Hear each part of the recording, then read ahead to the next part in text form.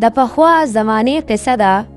یو کلی کې به هر کال د چیلو میله لګېده او خلکو به د لرې لرې ځای نه خپل خپل چیلي راوستل. د چیلو جنګ به کېده. د چا چیلي چې به جنګ وګټه اوله به یې انعام ورکاو.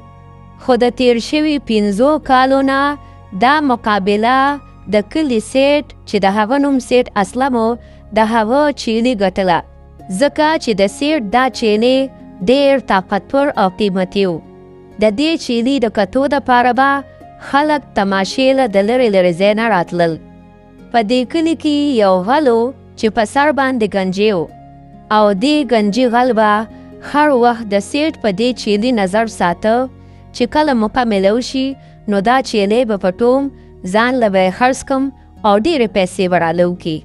د دې گنجې غل یو 2 ملګري نور هم و او دوی به په شریکه غلاګانې کولې. خو د سیټ یو نوکر و چې د هغه نوم راشد و. راشد ډېر ښه هلک و. د سیټ د چیلي به ډېر خیال ساته او د هغه به حفاظت هم کو. په دې کلي کې یو چودري و. هغه هم ډېر لالچي و او هغه به هم دا سوچ کو چې په څه طریقه باندې د سیټ نه دا چیلي راپټ کو. سلام چودري صاحب، گنجي را لېږلې چې سبا به چیلي راپټو. وی صحیح ده چودري وایي چې زه به د انتظار کومه. هغه وایي انعام به راله ډېر راکې. بیا بېغمه شه چې څومره ته وې. سبا له د سیټ نوکر کلي ته روان دی، سمه موقع ده. بس ټیک ته ورځې پې. زه صحیح شو سبا له به ورځو.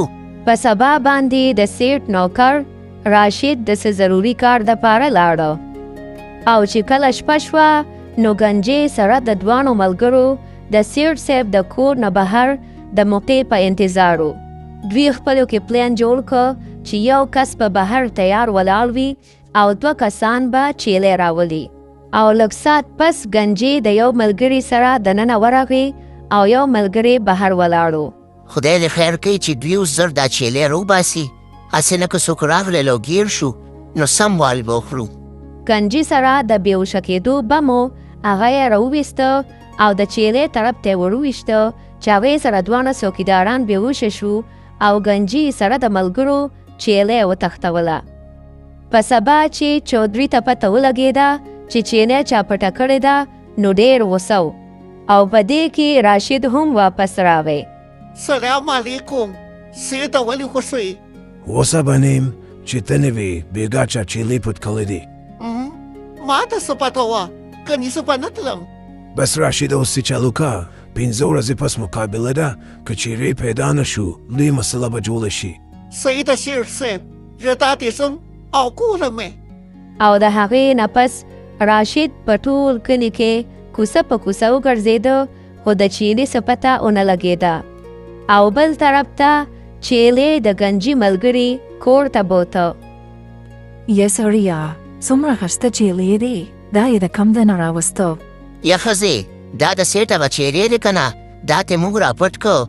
چودري چېرته تللی دی چې راشي دا به هغه له بوځو، په دې به موږ ته ډېرې پیسې میلاویږي. ته اوس داسې وکړه چې دې ته څه ګیا میا واچوه، زه بهر چکر وهم بیا راځم. وایي زه خو د دې نه سمه یریږم، خو زه به سیده ګورو به ځه. یو ساعت پس چې ښځه چیلي ته ګیا اچوي او دروازه کولو کی نو چیلې رامنډه کی او یو مضبوطه رغړه ورکي او ښځه یې د یارې نه چغې جوړې کی او چیلې لاړ شي وتښتي. چیلې لاړ شي د کلي په کوڅو کې او په پټو کې منډې وهي. خلکو هم چېرته دا چیلې نه وي لیدلې، ټول ورته حیران حیران ګوري. بل خوا گنجې بازار کې په خوند خوند پیکوړې خوري چې ملګری یې راشي او ورته د چیلي باره کې خبر ورکي.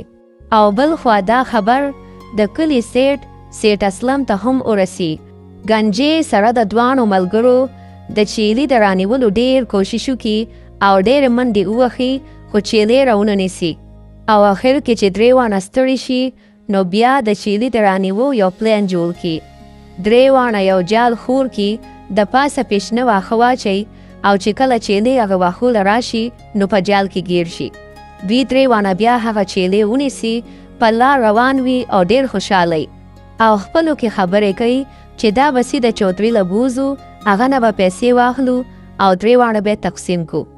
دوی دا خبرې کوي په لار روان وي چې مخې له سیټ اسلم سره د پولیسانو ورشي سیټ چې خپل چیلې صحیح سلامت وویني نو ډېر خوشحاله شي او پولیسان گنجې غل سره د دوانو ملګرو گیر کی. پولیسان دوی درې واړه جیل ته بوزي او خو سمه سزا ورکي. دا راته ووایه ستاسو مشر څوک دی؟ وای زموږ مشر د دې کلي چودري دی. او د هغې نه پس پولیسان د کلي چودري هم گیر کی او ښه سخته سزا ورکي. او بل طرف ته په سبا باندې کلي کې د چیلو میله هم ولګي او یو ځل بیا د سیټ اسلم چیلې مقابله وګټي. سیټ اسلم ډېر خوشحاله وي او د کلي خلک هم خوشحاله وي. او بل طرف ته گنجې توبه وباسي او د ملګرو او د چودري سره تبلیغ له لاړ شي.